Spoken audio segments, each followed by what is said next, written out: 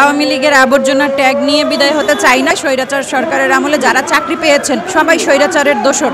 তাহলে আমি বলবো যে এই গত 15-20 বছর ধরে যত মানুষ চাকরি পেয়েছে সবাইকে একযোগে বের করে দিতে হবে, সবাইকে ছাঁটাই করতে হবে। আমরা মহিলা শিশু বিষয়ক মন্ত্রণালয়ের তথ্য আপা প্রকল্পের কর্মচারী কর্মকর্তাবৃন্দ আজকে থেকে 71 দিন আগে প্রেস ক্লাবে অবস্থান নিয়েছিলাম 2 দফা দাবিতে।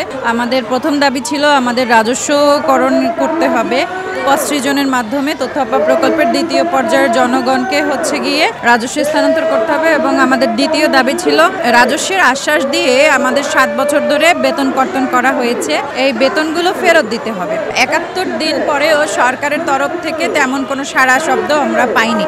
আমাদের আন্দোলনের 23 দিনের মাথায় আমাদের উপদেষ্টা মহোদয় আমাদের সাথে বসেন এবং বলেন তোমাদের 1 বছর বাড়িয়ে দিচ্ছি, এটা নিয়ে চলে যাও। কিন্তু এখানে আমরা এই সিদ্ধান্তের সাথে আমরা একাত্মতা প্রকাশ করিনি, কারণ গিয়ে 1 বছর বাড়ানো হবে এটা এই বছর এপ্রিল মাসের সিদ্ধান্ত ছিল।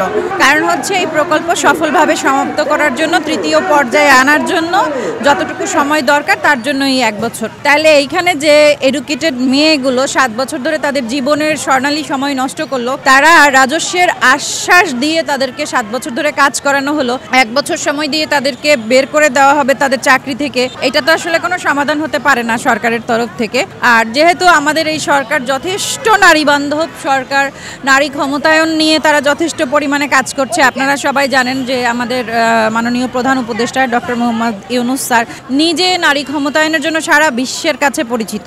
নারীদেরকে কাজ করানোর জন্য ওনার গ্রামীণ ব্যাংক থেকে যে পরিমাণে সহায়তা করা হয় সেটা আমাদের কারো অজানা নয়। কিন্তু বিষয়টা এখানে এতগুলো শিক্ষিত নারী যাদেরকে সরকার 7 বছর ধরে ট্রেনিং দিয়ে দক্ষ তৈরি করেছে, সেই মানুষগুলোকে সরকার বেকার করে এটা সরকারের আর্থিক লস এবং দেশের আর্থিক লস।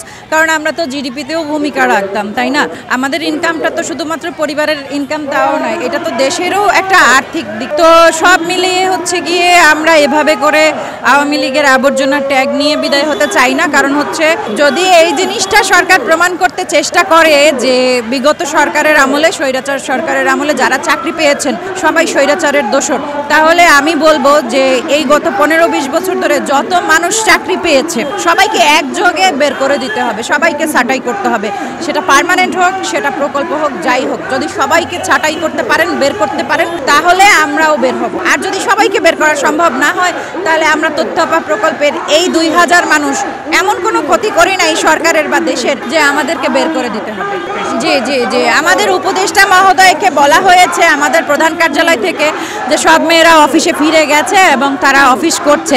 তো এটা উপদেষ্টা মহোদয়কে ভুল তথ্য দেওয়া হয়েছে, কারণ আমরা কেউই এই 1 বছর নিয়ে সন্তুষ্ট নই। কারণ এই সামনের বছর একটা নতুন সরকার গঠিত হবে, এই টাইমে এসে কি আবার আমরা রাস্তায় দাঁড়াবো সরকারের সাথে আন্দোলন করার জন্য? এইটা যাতে না হয় সেই জন্য আমরা স্থায়ী সমাধান চাচ্ছি।